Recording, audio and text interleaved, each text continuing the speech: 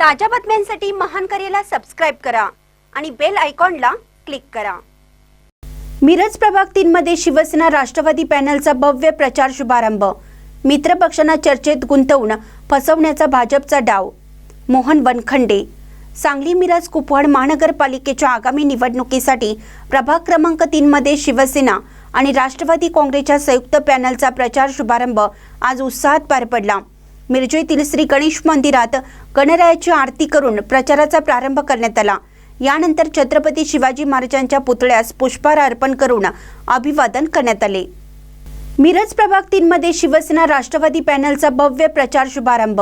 मित्र पक्षांना चर्चेत गुंतवून फसवण्याचा भाजपचा डाव। मोहन वनखंडे।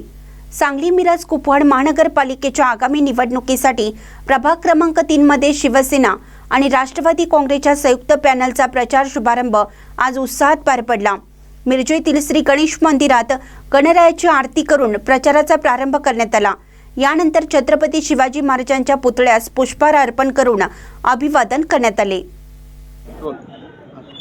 सांगली मिरज कुपवाड महापालिकेची इलेक्शन आता होऊ घातलेली आहे। या ह्याच्यामध्ये आम्ही भारतीय जनता पार्टीबरोबर चर्चा करत असताना बऱ्याच वेळेला आम्हाला फसवणूक होते असं लक्षात आल्यानंतर राष्ट्रवादी अजितदादा गट आणि शिवसेना शिंदे गट आम्ही एकत्रित येऊन इथं प्रभाग क्रमांक 3 मध्ये आज आम्ही इलेक्शनची प्रचार नारळ आपण वाढवतोय।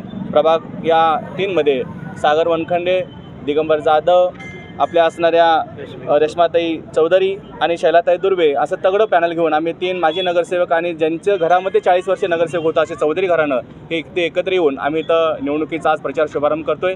मला मोठा आनंद आहे की एक असणारे उपमुख्यमंत्री जे अर्थमंत्री आहेत त्या महाराष्ट्रातल्या सर्व विकासाला निधी देत आहेत आणि ह्या सांगली मिरज कुपवाड महापालिकेमध्ये असणारे जे नगर विकास खात्याचा निधी देणारे नगर विकास मंत्री असणारे आमचे एकनाथभाई शिंदे आहेत। त्यामुळे आमच्या ह्या पॅनलमधून निवडून आल्यानंतर आम्हाला विकासाला निधी अर्थमंत्री आणि नगर विकास मंत्री कमी पडू देणार नाहीत। आमचं पॅनल या लोकांच्या जनतेच्या विकासासाठी नगराच्या विकासासाठी काम करेल अशी मी ग्वाही देतो।